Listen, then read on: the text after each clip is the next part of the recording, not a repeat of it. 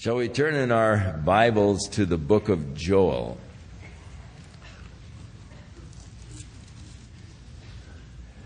Joel is a prophet of which we have no light of his background except what he gives to us. He is the son of Pethuel, but who Pethuel is, we don't know. So it really doesn't help us that much.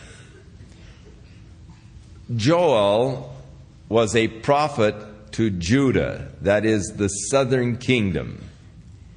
He probably was familiar with Elijah and no doubt was well acquainted with Elisha, because the time of his prophecy pretty much corresponds to the time that Elisha was prophesying to Israel, the northern kingdom. Joel was prophesying in Judah, the southern kingdom. And in those days, they did have schools for the prophets, where the prophets would gather together in these schools. Elisha conducted a school for the prophets. And so Joel was no doubt acquainted with Elisha. But of his background, nothing is really known. Now in chapter 1, he speaks of a plague of locusts. And in the text, we read the palmer worm, the locust, the canker worm, and the caterpillar. Actually, these words have been translated from the Hebrew words. And rather than being different insects, in the Hebrew, all of them relate to the different aspects of the locust in its developing stages. When it is first born, eating the small little things, and then as it grows and develops, finally consuming everything that is in the land. So they had probably had one of the terrible plagues of locusts that in history oftentimes afflicted that land.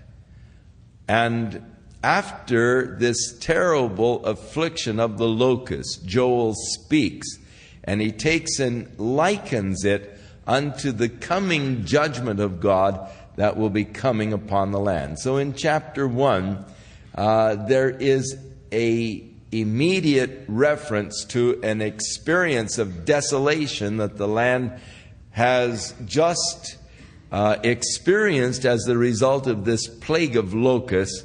There are spiritual analogies that are made to it, and then he uses that as the springboard to go in to tell of the desolation that is going to come to the land in the last days, as there will be armies that will be coming, covering the earth like locusts cover the earth, and just desolating the land. So this is the word of the Lord that came to Joel, the son of Pethuel.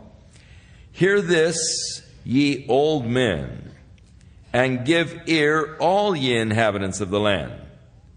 Hath this been in your days, or even in the days of your fathers? Do you ever remember anything quite like this? You ever remember such a desolation? Tell to your children of it, and let your children tell their children, and their children another generation. Now, in those days, of course, most of the history was passed by word of mouth. As the fathers would relate to their children, and then the grandfathers would relate to their grandchildren, and then the grandchildren would say, well, my grandfather told me, and thus the oral traditions and the oral history that was passed down. And much of the history was preserved through this oral tradition as they would pass from one generation to another the knowledge of the things that had transpired. Now, it was the purpose of God that there be the transmission of knowledge within the families.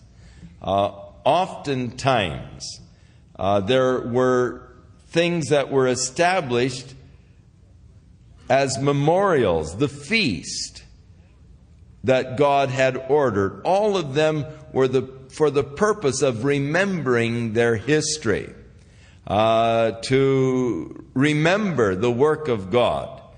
And so the Feast of Tabernacles, they were reminded of how their forefathers were preserved through the 40 years of wandering in the wilderness. So they would build these little booths and move out of their houses into these little makeshift lean-tos next to their house.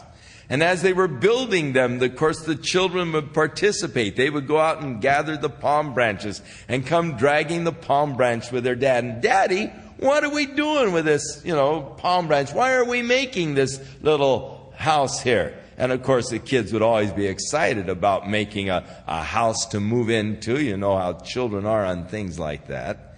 But the father would say, well, there was a time when our forefathers first were coming to the land. As they came out of Egypt, they spent 40 years out in the wilderness. But the whole time they were in the wilderness, God fed them, God cared for them, God watched over them. And it gave the fathers a chance to talk to their children about how God had so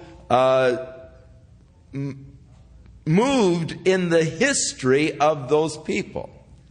The Passover, the same thing. And even at the Passover, they developed the traditional question. The child would say, Daddy, what makes this night different from all other nights? And then the father rehearses the history of their deliverance out of Egypt. And the purpose was to transmit the faith and the trust in God from one generation to another generation. And God looked at the home as the place for the transmitting of this information down the line. And surely the home should be the place for the children to learn and to understand of the things of God. And you should be rehearsing and relating to your children that work of God that went in your own life, that work of God that you have seen. One beautiful thing about my mother was she was a good storyteller. And she was always telling us the stories of how God answered prayer, how God had worked in her life and in the family history, the work of God. And she would rehearse it for us, and it was embedded in our hearts, that learning to trust in God. If we were sick, then she'd tell us of how God had healed us in the time past. When I, had a terrible fever and my brother had asthma and things of this nature. And she'd rehearse to us the work of God in the past, and thus it is implanted in the heart and in the mind of the child, and then, of course, they carry on. So I rehearse to my children many of the stories that my mother rehearsed to me of the work of God in our own family in times past. When the children of Israel came through the Jordan River, God stopped the Jordan River at flood season, and they were able to pass over the Jordan River without getting wet, without going into the water, for God stopped the flow of the Jordan River in the flood season.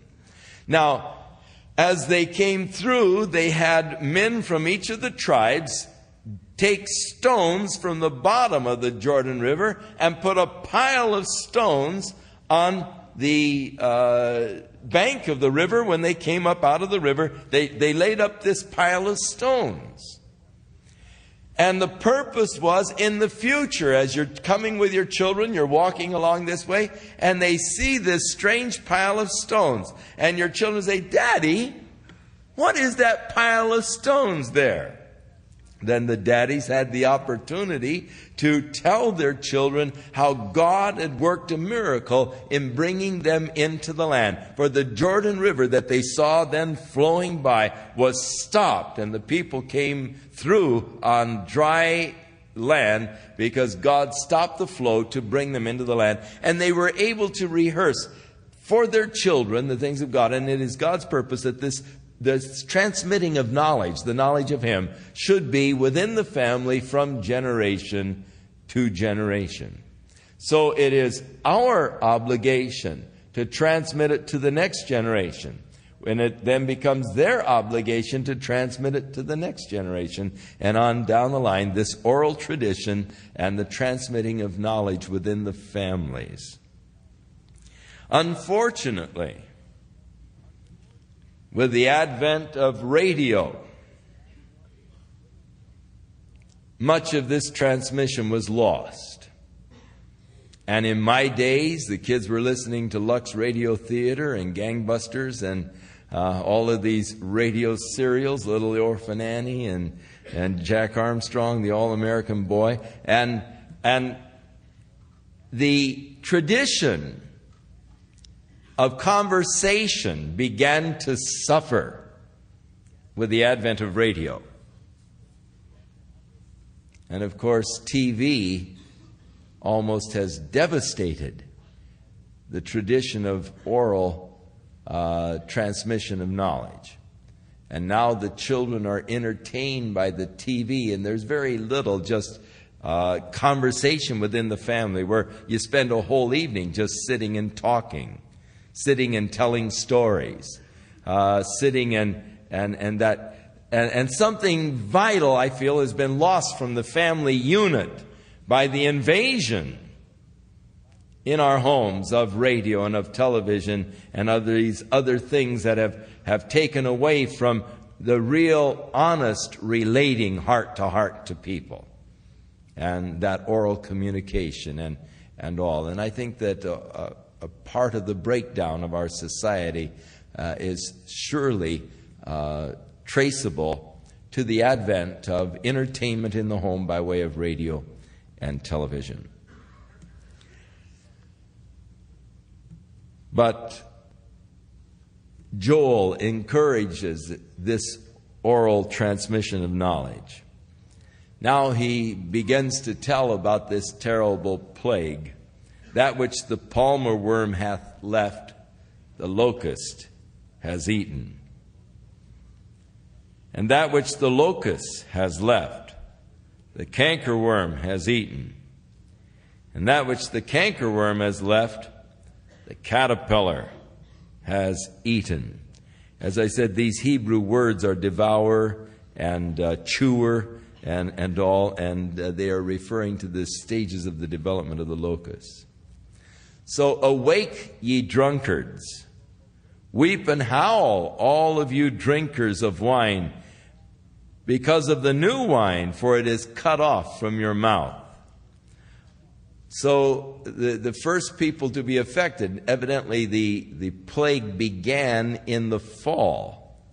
Now the last harvest gathered is the grape harvest in the land.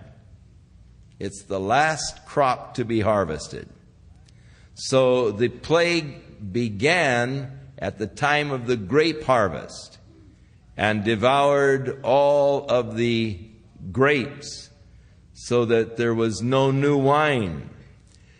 Drinking had become a very great problem in Israel. It is referred to by many of the prophets. The drunkenness of the people had become a severe problem. They were the first that were going to suffer as the result of this plague. The other crops had already been harvested, but the grapes. But in the spring, the new infestation, you see, all of the eggs were left, and in the spring, even a new and greater infestation that absolutely destroyed everything comes springtime. We don't yet know what is going to happen in California come springtime, when the larvae of these medflies began to hatch. There are many who are predicting an infestation far worse than we experienced this last summer because of the larvae that is in the ground already of the medflies. And there are dire prophecies being made by many of the scientists of even a worse infestation this next spring and summer. It makes things look even worse for our governor. I saw a bumper sticker a while back that I found very amusing. It said, "The fruits got him in and the flies will get him out."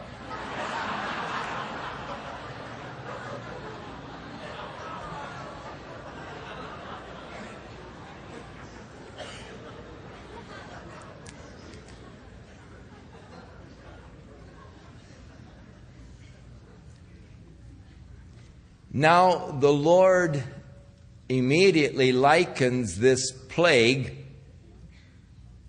to a nation that is coming upon the land, strong and without number, whose teeth are like the teeth of a lion, and the jaw teeth like a great lion. And God cried out, "He hath laid my vine waste." God oftentimes likened Israel unto a vine.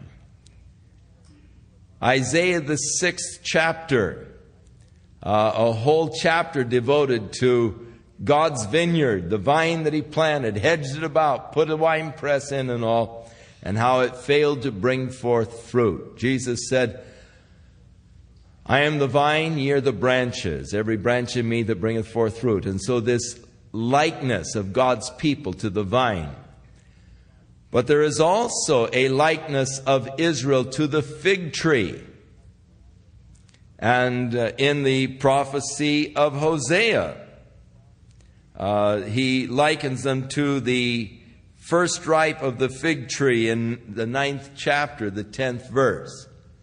In the book of Jeremiah, God likens Israel to a basket of figs so rotten that they're good for nothing. They have to be thrown out. Here again, God cries, "They have barked my fig tree." I believe that when Jesus, in talking to His disciples about the end times and the signs of His return, when He said to them, "Now learn a parable of the fig tree," that He is making reference to the nation of Israel, which God has likened unto a fig tree.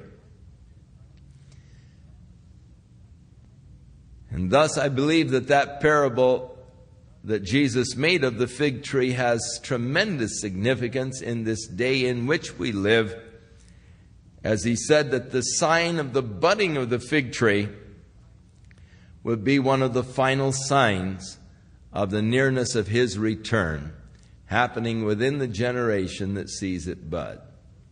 So that the birth of the nation Israel is surely a remarkable sign that we need to be watching, that signals the nearness of the Lord's return. They've barked my fig tree, that is, they've eaten the bark, they've made it clean bare. The branches thereof are made white. All of the bark has been chewed off, and of course just that white underbranch is visible. Lament like a virgin that is girded with sackcloth for the husband of her youth. That is, the old maid who never got married. She is lamenting over her plight. The meal offerings and the drink offerings are cut out from the house of the Lord, and the priest and the Lord's ministers do mourn.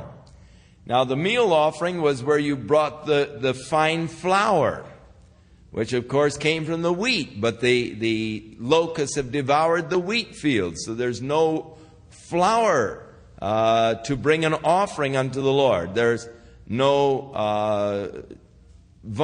wine to bring an offering to the Lord from the vine. So the priests are to mourn. The field is wasted. The land mourns, for the corn is wasted. The new wine is dried up. The oil languisheth. Be ye ashamed, O ye husbandmen, you farmers actually. Howl, you vine dressers, for the wheat and for the barley, because the harvest of the field has perished. The vine is dried up, the fig tree languishes, the pomegranate tree, the palm tree also, the apple tree, even all of the trees of the field are withered, because joy is withered away from the sons of man. Gird yourselves and lament, ye priests. Howl, ye ministers of the altar. Come and lie all night in sackcloth, ye ministers of my God. For the meal offering and the drink offering is withheld from the house of your God. Sanctify ye a fast. Call a solemn assembly.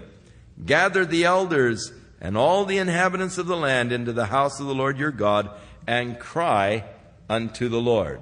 And so they are calling for a fast among the people, crying out unto God for help from this great calamity that has befallen them. Alas for the day of the Lord is at hand, and as a destruction from the Almighty shall it come. So he takes that plague, and now he moves prophetically to another day in which the land is to be devastated through the judgment of God. The great day of the Lord and the day of God's judgment. Alas for the day of the Lord is at hand, and as the destruction from the Almighty it shall come. There is coming God's judgment upon the earth, known in the Scripture as the time of the indignation of God in the Old Testament, or in the New Testament, it's called the time of great tribulation.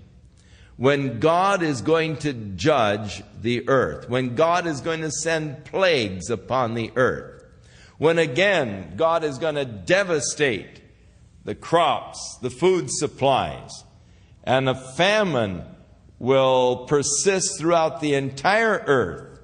The book of Revelation describes the black horse of the famine, the scales, and a measure of wheat, or that is about a quart of wheat for a day's wage. A man will work all day and his pay will be half a pound of flour for a whole day's wage.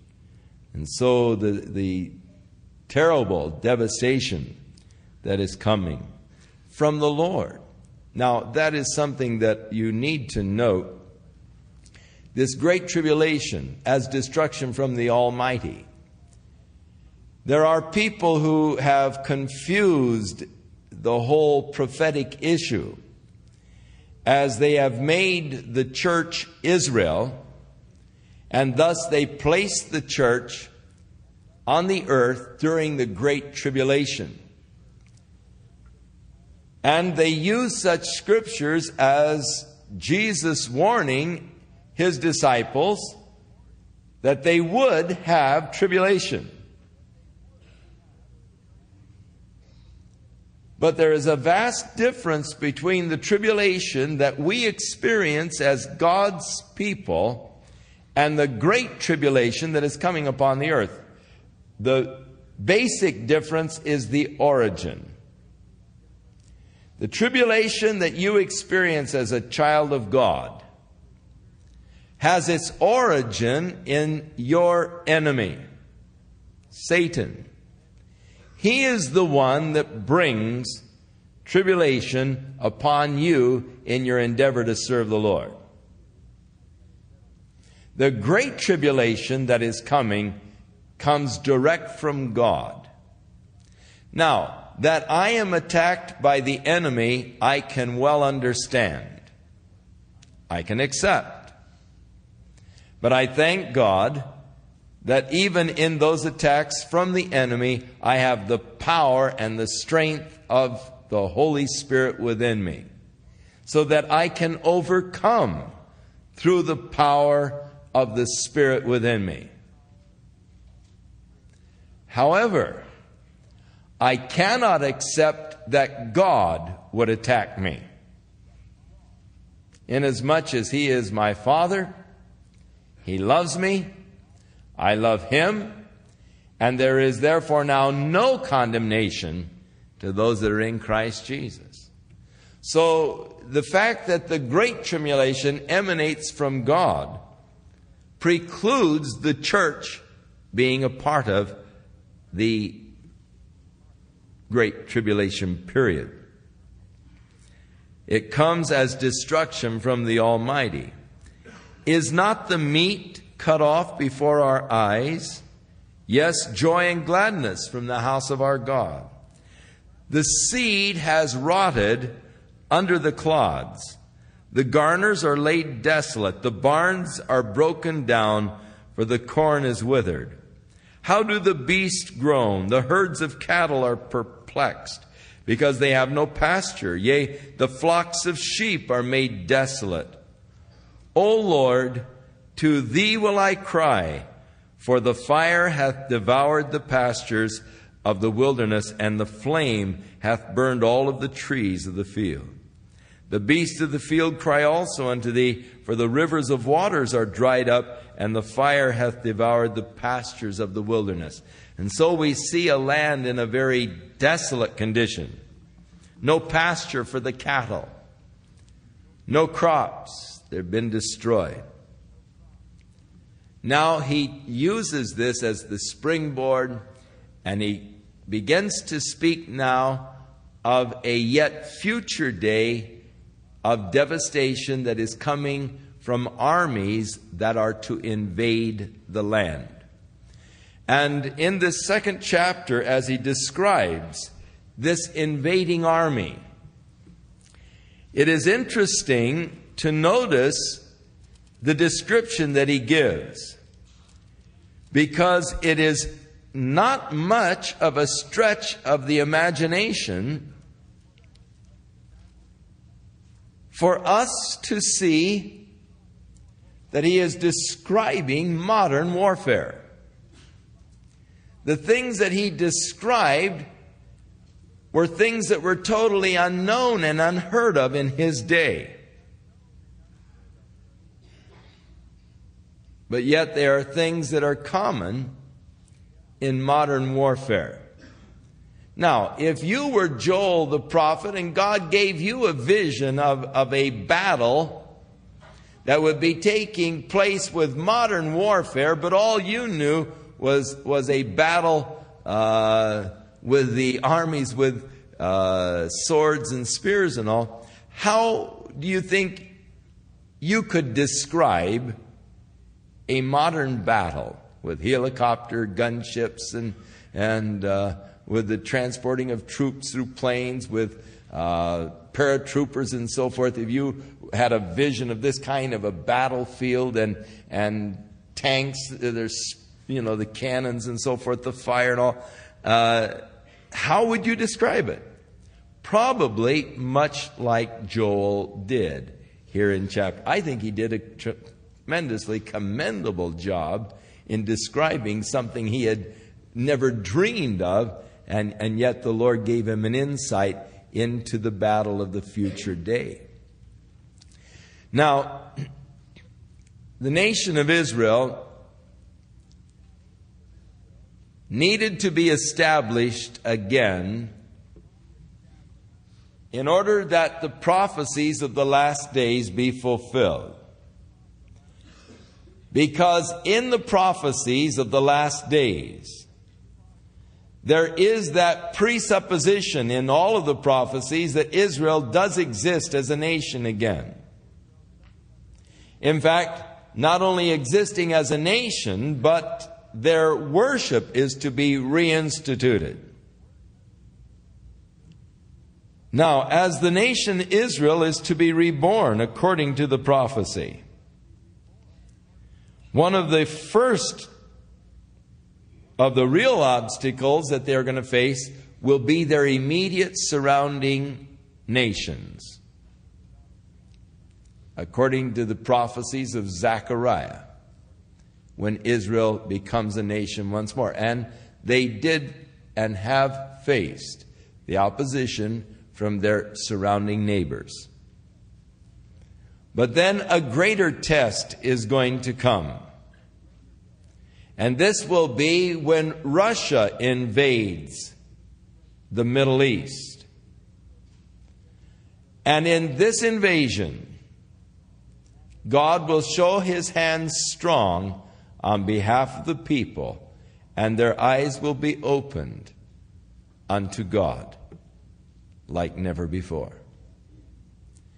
And then there is to be one final conflict as the Antichrist comes into the land with his armies of the federated nations of Western Europe. And at this time, the Jews will once more be driven from the land and find refuge in the wilderness, the rock city of Petra, for 3.5 years, until God's wrath that He is going to pour out is completed. It would seem that chapter 2 is describing the Russian invasion, inasmuch as the Lord refers to His removal far off from you, the northern army. And in Ezekiel 38, it is mentioned that this army will be coming from the north.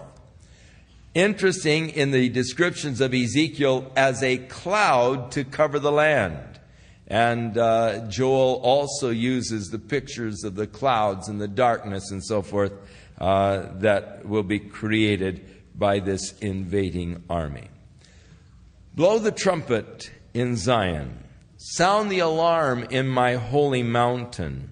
Let all the inhabitants of the land tremble, for the day of the Lord comes. It is near at hand.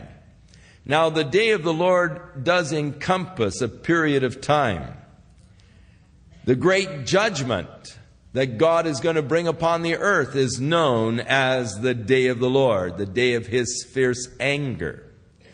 The day that God establishes the new kingdom of righteousness through the reign of Jesus Christ is also known as the day of the Lord. The day that the Lord gathers the nations for judgment is known as the day of the Lord. So it encompasses the period of these last days. So the day of the Lord is near. A day of darkness and of gloominess. So this is not the day of the triumphant reign of Christ. That will be following the day of darkness and gloom. A day of clouds and of thick darkness, as the morning spread upon the mountains, a great people and a strong. There hath not ever been the like, neither shall there be any more after it, even to the years of many generations. A great army like has never been assembled in the history of man. Russia today has some 80,000 tanks ready for battle. Never in the history of man has so much armament been created. Over 80,000 tanks.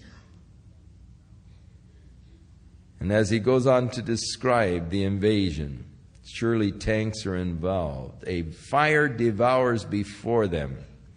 Behind them a flame burns. The land is like the Garden of Eden before them, and behind them a desolate wilderness. Yea, nothing shall escape them. Now, when the Jews came back to the land. One of the marvelous things that they did was take this land that had been like a barren wilderness, and they began to develop the land of Israel from an agricultural standpoint. Beautiful farmlands, beautiful orchards, beautiful avocado groves, mile after mile stretching out of beautiful land like the Garden of Eden, and the hillsides, which were too rocky to cultivate, they planted with trees, and millions upon millions of trees have been planted in the land. So the barren hillsides are now beautiful forest. And with the planting of all of these trees, they've been able to effect a change of the weather patterns. And they've been able to increase the rainfall. The annual rainfall in the land has been increased dramatically because of the extra humidity that has been put in the air through all of the trees that have been planted, the forests that have been planted. And their whole project of taking this land that was barren wilderness and planting it and developing it is really a marvel to everyone who visits. They have developed marvelous new innovations in agriculture as far as irrigation and all. The drip system of irrigation and the sprinkling systems and all. They really just have proved to be fantastic farmers.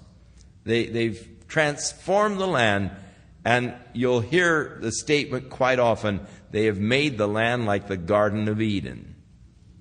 And it is true. And here the prophecy said, the land before them is as a Garden of Eden. You could not have said that 50 years ago. For 50 years ago, the land was still, the valley of Megiddo was still a swamp. The Hula Valley was all swamp. Beersheba was all barren desert and wilderness. The Sharon Plains were just beginning, actually, at the turn of the centuries when they started developing in the Sharon Plains. They bought the swampland. And then they began to create new ditches and all to drain the swampland, and then planted eucalyptus trees because they drink so much water out of the ground. And then they began to plant the orange orchards and all. And now it's a veritable Garden of Eden, through their careful planning and wise development of the land. But the fact that he refers to the land before them like the Garden of Eden, hey, that took the present day. That didn't happen until Israel became a nation and really began then to bring the Jordan water down to the wilderness areas for their irrigation and turning the land into a Garden of Eden.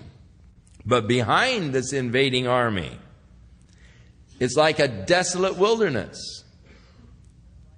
War is such a horrible thing, the devastation that it brings. The Jews have taken a desolate wilderness and made it a Garden of Eden, but these invaders are coming to take the Garden of Eden and again turn it into a desolate wilderness. Nothing shall escape them. Now he describes the appearance of this invading army. And listen, this is to me quite interesting. The appearance of them is as the appearance of horses, and as horsemen so they run. Like the noise of chariots, on the tops of the mountains shall they leap. Like the noise of a flame of fire that devours the stubble, as a strong people that are set in battle array. Before their face the people shall be much pained, and all faces will gather blackness. They will run like mighty men. They will climb the wall like men of war. They shall march every one in his way, and they shall not break rank. Neither shall one thrust another. They shall walk every one in his path. And when they fall upon the sword, they'll not be wounded. They shall run to and fro in the city, and shall run upon the wall. They shall climb upon the houses. They shall enter into the windows like a thief. The earth shall quake before them. The heavens shall tremble. The sun and the moon shall be dark, and the stars shall withdraw their shining. So he describes this awesome invading army that is coming to desolate the land. But in verse 11, there is another army. And the Lord shall utter his voice before his army. For his camp is very great, for he is strong that executes his word. For the day of the Lord is great and very awesome. Who can abide it? And so he speaks of the Lord's army in contrast. Now, the Lord is going to stop the Russians. In Ezekiel chapter 38, God declares that when Russia and her allied nations invade Israel, that God's fury is going to arise in his face, and he is going to turn them back. The Battle of Armageddon, which people are much more familiar with than this battle of Russia when it invades the Middle East. The Battle of Armageddon will pit the forces of the Western world against the forces of the Eastern world. Primarily China and Russia, pitted against the forces of the Western world in the Battle of Armageddon. But here, as this invading army has come, the Lord speaks of repelling it with his army, his mighty host. And of course, the description of the destruction of the Russian army by the host of the Lord is given to you in Ezekiel chapter 38 and 39. Now, because of this great desolation, this great war that the people are going to face, therefore, because of this, saith the Lord, turn ye even to me with all your heart. Now, one sad commentary that must be made against the modern nation of Israel is that the people really haven't turned to the Lord with all their hearts.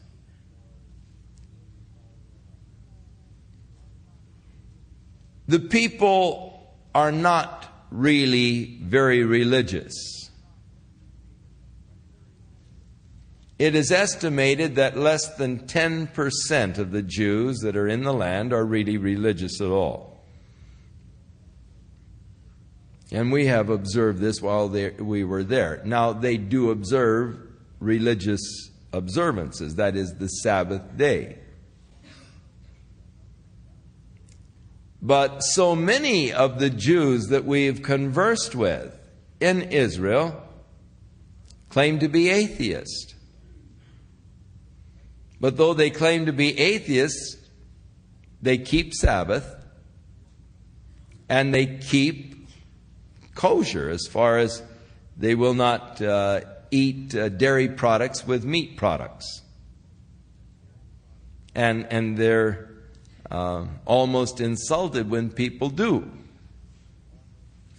A lot of times when we are over there, people unknowingly ask for a glass of milk when we've had a dinner with meat. They are polite, but they let you know you can't have any milk when you've had meat. And they keep this kosher kind of law, yet they really don't know why. Many of them that we've talked to who said they were atheists, we said, well, why don't you eat bacon? You know, why don't you eat a ham sandwich? Well, or ham and cheese. Oh, man.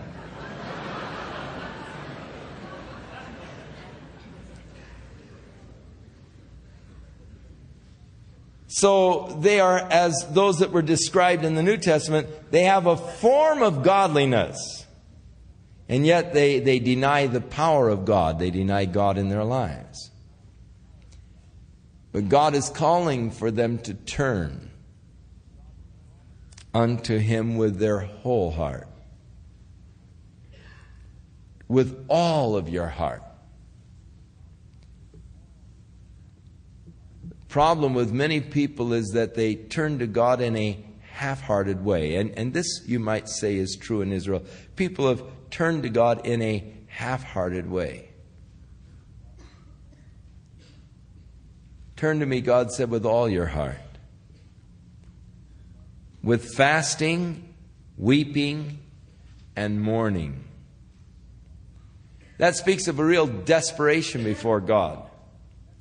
It is sad that many times God has to bring us into desperate straits before we really seek Him.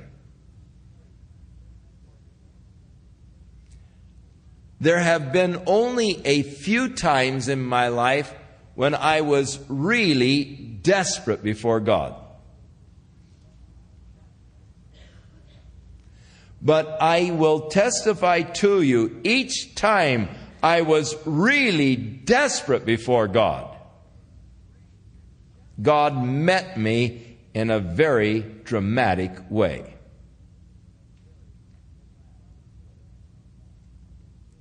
When my mother was in our home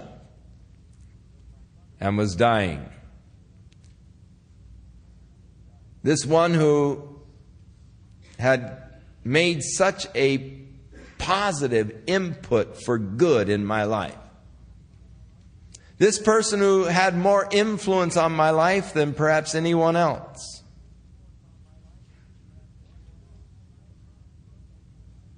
one who I loved so deeply, appreciated so much, and yet I knew I was losing her.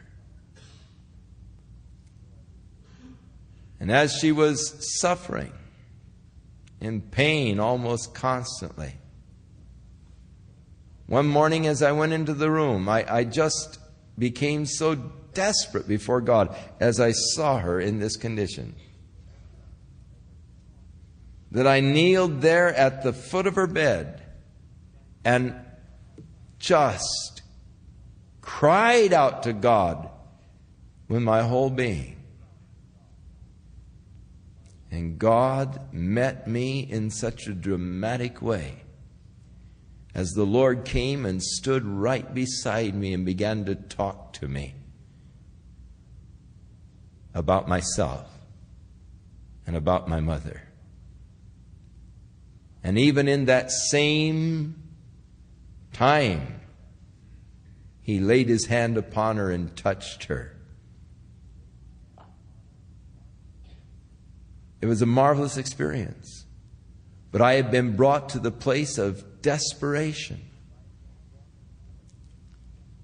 Our youngest daughter, who has been such a joy to our lives, such a blessing to us. I don't know, there's something about that, you've had your family and then you have another one years later. There's something that's sort of special. You're older, you're more mature, you're able to enjoy them more. You're not so nervous and all, and they just are such a sunshine and a light. And she was to us. Such a pretty little child. So vibrant, so full of life. And as I held her in my arms, all night long, her body racked with fever. And she was so sick, so listless. My heart was so desperate before God. I cried out unto God with my whole heart. She went into a convulsion. I really thought this was it. But I had said, Lord, you know that this little daughter is just the joy of life. She means so much to us. We love her so deeply. But Lord, if you want her, and if it's your purpose to take her, that's your business. Lord, we give her to you. Her life is yours. And she went in that convulsion. And I thought, well, this is it. We called the doctor. We bundled her up. And we started to rush up to the doctor. And on the way, the Lord healed her. By the time we got to the doctor, she was perfectly well. Her little bubbly, bright, cheerful self again. The doctor looked at her and said, there's nothing wrong with her. Said, has she had a tetanus shot lately? And he gave her a tetanus shot. He said, you should get them renewed every once in a while. But it was that desperation of seeking God. And God has never failed to come through when I really sought Him with all my heart. But it isn't often that I get in such a desperate strait. God says, rend your heart, not your garments. We read many times in the Scriptures where problems came and the people would tear their clothes to show how upset they were or how deeply emotional they were touched. And so they ripped their clothes, and it was an outward demonstration of a deep emotional feeling. But like all outward demonstrations, people begin to abuse them. You can go through the outward motions but not really feel it within. It becomes sort of a thing of hypocrisy where I look like I am going through it, but it's just a display, just a show. And so it became a commonplace thing. Oh, you can't go with me tonight? Oh, you rip your clothes. And it didn't really show that deep grief or sorrow that the act originally intended to manifest. So God says, hey, look, I want to see your hearts ripped, not your clothes. I want to see your heart really torn before God. Rend your heart, tear your hearts, not your garments. God doesn't want any sham when you come to Him. God wants you to come to Him with your whole heart. He doesn't want to play games with you. He wants you to be honest and sincere.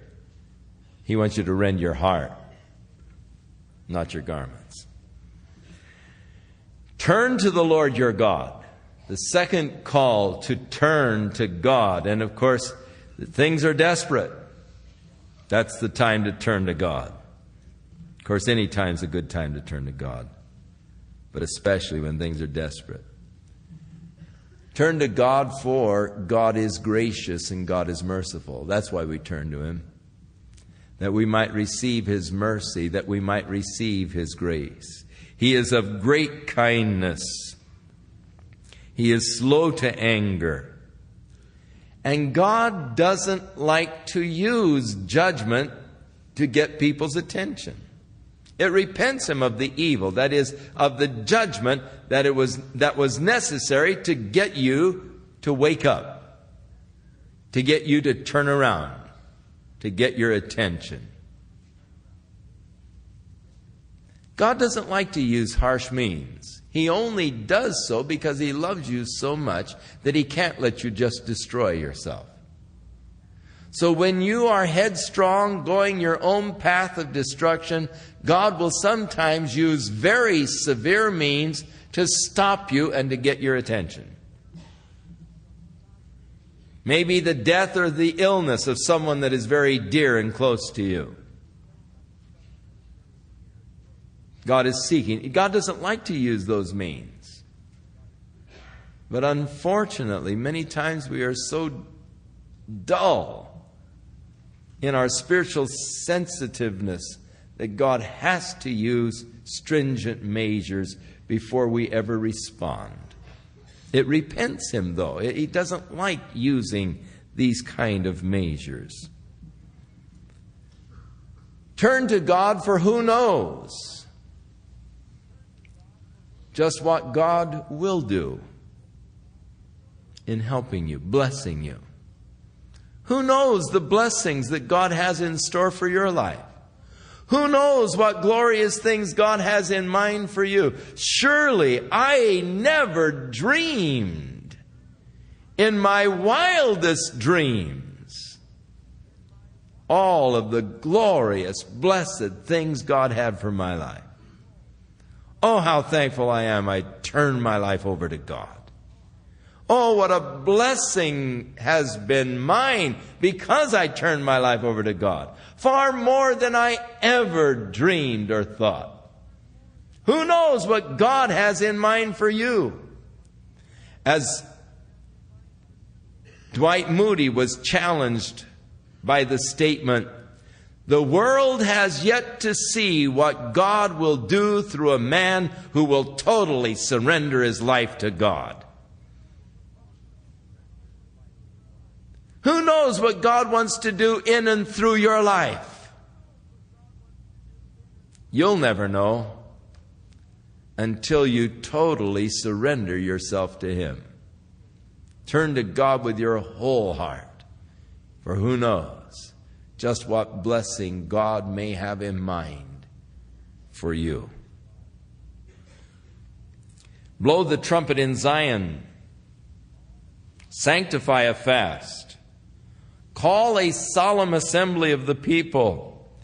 Gather the people and sanctify the congregation. Assemble together the elders and gather the children and those that are nursing. Let the bridegroom go forth of his chamber and the bride out of her closet. And let the priests, the ministers of the Lord, weep between the porch and the altar. And let them say, "Spare thy people, O Lord, and give not thine heritage to reproach, that the heathen should rule over them. Wherefore should they say among the people, where is their God?" And so it is a time of national revival. Call the people together before God. And this day will come in Israel, as they are threatened by this insurmountable foe from a natural standpoint. They'll be forced to cry out unto God. And of course, God calls upon the ministers to pray between the porch and the altar, that God would spare His people from the devastation and the destruction of this enemy.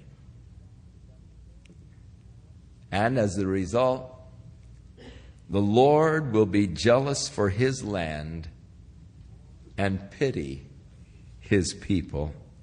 Yes, the Lord will answer and say unto His people, "Behold, I will send you corn and wine and oil, and you will be satisfied therewith.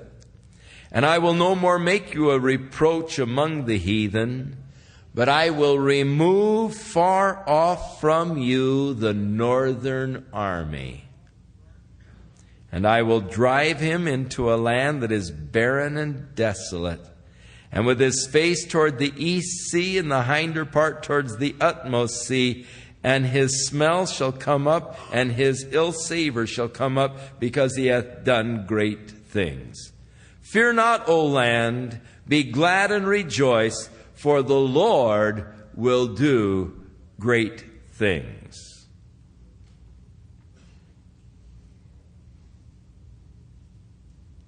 When we were over in Israel in 1973 and the Yom Kippur War broke out, we did not at that point know just how deeply Russia may become involved.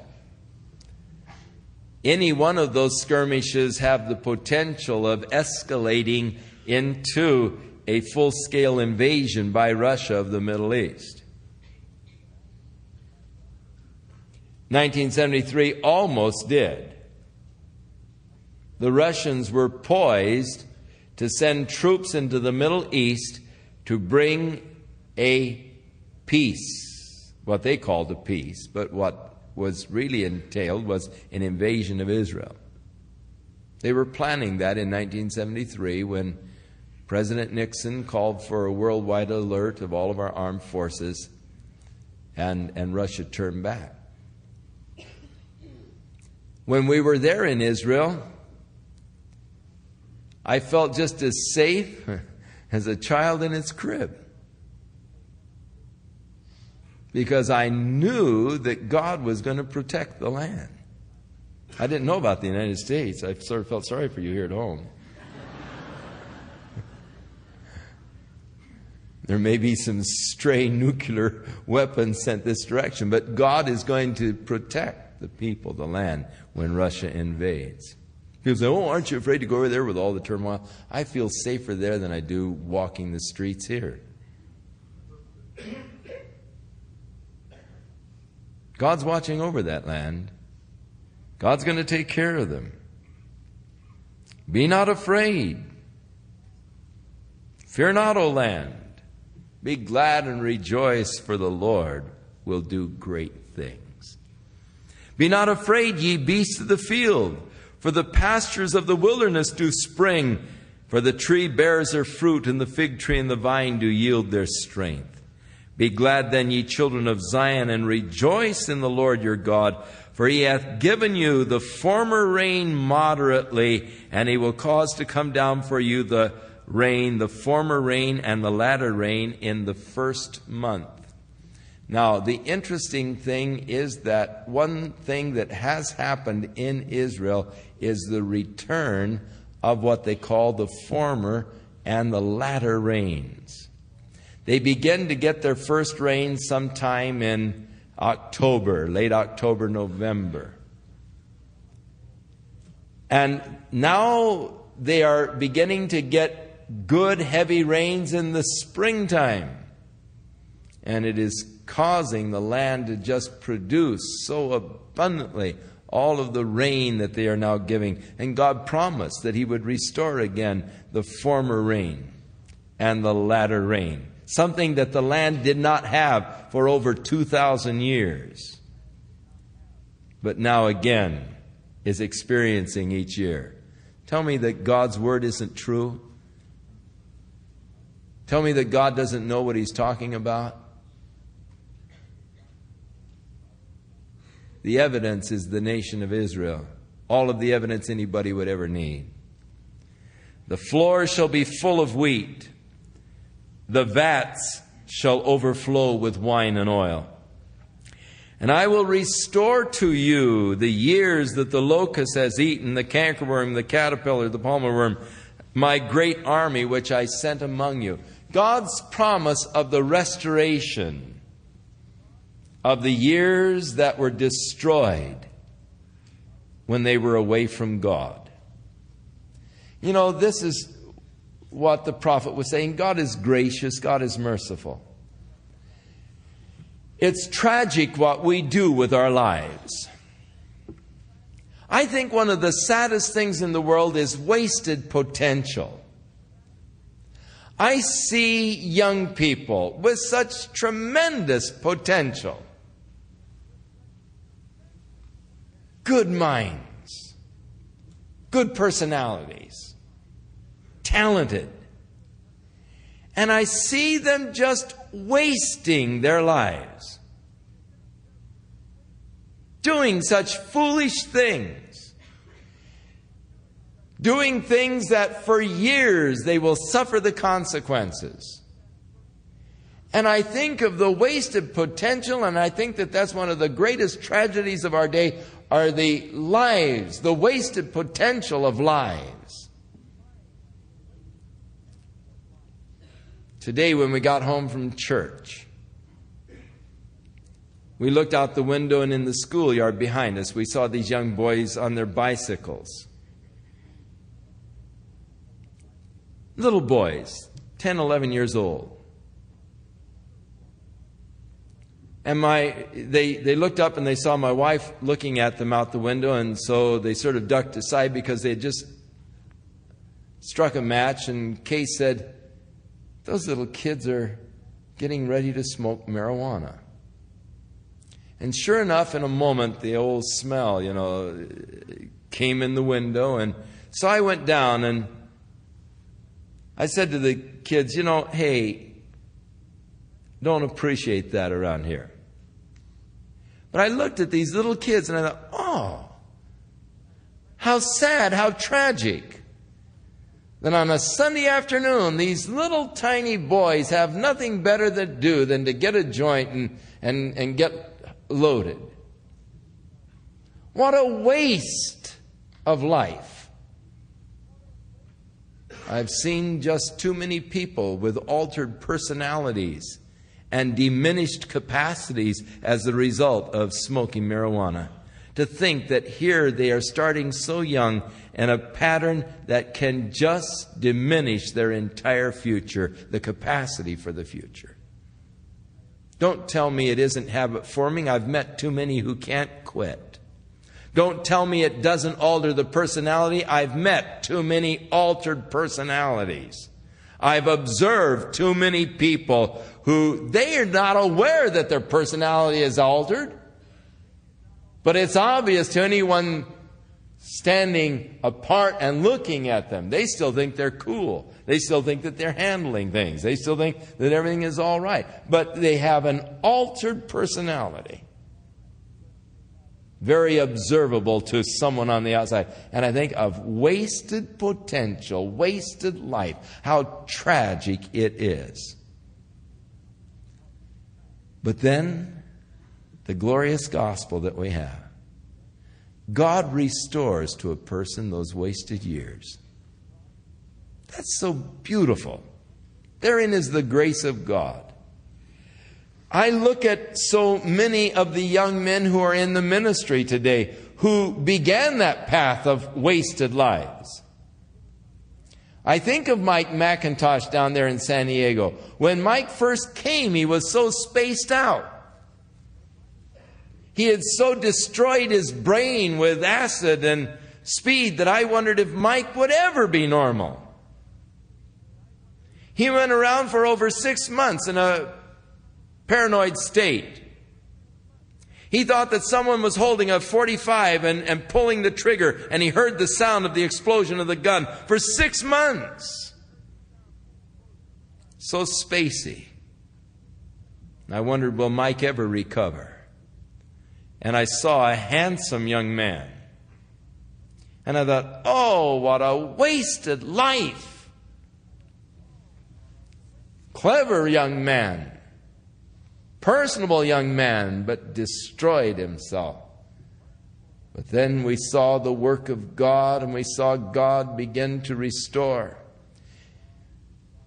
those wasted years. His wife had left him, figured that he was just down the path and no value, no good, and it was all over for Mike as far as she was concerned, and she was right. And she took the little child and left him rather than trying to hang on any longer, and couldn't stand to see him destroy himself. But God restored his wife. Gave him, now he's got 5 children, I think. And God restored his sanity. God restored Mike in such a beautiful way. And now pastors that highly evangelical assembly of people there in San Diego, reaching out to the world for Jesus Christ. That glorious work of God restoring to man the things that he destroyed by his own stupidity. And so God says, I will restore to you those years that have been devoured. Therein is the grace of God. And you shall eat plenty and be satisfied and praise the name of the Lord your God, that hath dealt wondrously with you, and my people shall never be ashamed. And ye shall know that I am in the midst of Israel. Now the Lord tells us in Ezekiel 38, when he destroys the invading Russian army, that his name will be sanctified before the nations of the earth, and they will know that he is God.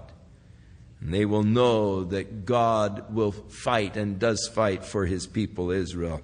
And that I am the Lord your God, and there is none else, and my people shall never be ashamed. And it shall come to pass afterward, or in the last days, that I will pour out my Spirit upon all flesh. And your sons and your daughters shall prophesy. And your old men shall dream dreams. And your young men shall see visions. And also upon the servants and upon the handmaids in those days will I pour out of my Spirit. And I will show wonders in the heavens and in the earth, blood and fire and pillars of smoke. And the sun shall be turned into darkness and the moon into blood before the great and the awesome day of the Lord comes. And it shall come to pass that whosoever shall call on the name of the Lord shall be delivered. For in Mount Zion and in Jerusalem shall be deliverance, as the Lord hath said, and in the remnant whom the Lord shall call. Now, this prophecy of Joel really pertains to these last days. It has often been misunderstood, because Peter went on the day of Pentecost and the Spirit was poured out upon the gathered church. And there was the accompanying signs of the pillars of fire, the speaking in other languages, and a noise like a mighty rushing wind. That when the people assembled and they heard these people speaking the various dialects from the nations from which they came, they marveled and wondered greatly at what was going on as they heard them glorifying God in their various dialects. And they asked the question, what does this mean? And others who were standing around sort of mocked and said, man, they've gotten hold of some new wine someplace. They're really drunk. And so Peter stood up, addressing himself to the gathered multitude. He said, men and brethren, hearken unto me. Listen to me. For these men are not drunken as ye suppose. It's only 9 o'clock in the morning. It's too early to be drunk. But, you remember what their question was, what does this mean? Peter said, this is that which was spoken of by the prophet Joel, and he quotes this prophecy. Now, because Peter quoted it and declared that what they were seeing was what Joel had spoken about, people have assumed that it was the complete fulfillment of the prophecy of Joel. Not so. In fact, Peter didn't even say it was the fulfillment of the prophecy. You see, the fulfillment indicates a complete filling. It wasn't. It was just the beginning of the outpouring of God's Spirit. But the real prophecy of Joel does not pertain to the day of Pentecost, but the real prophecy of Joel pertains to the last days. It pertains to the nation of Israel when God restores to Israel his position of divine favor and blessing. And Israel will once be again the instrument of God to bring light into the world.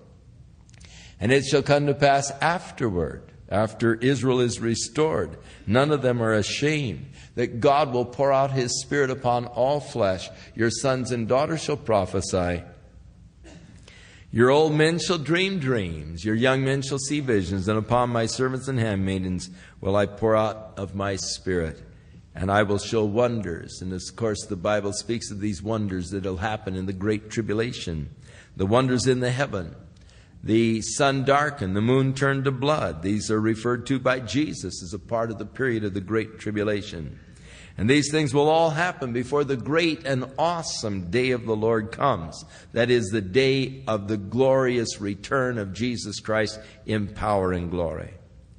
And it shall come to pass that even in that day, during the great tribulation, whosoever will call upon the name of the Lord will be saved, will be delivered.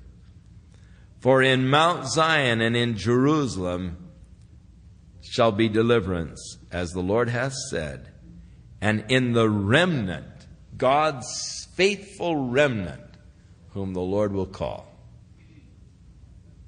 So this is yet to be fulfilled.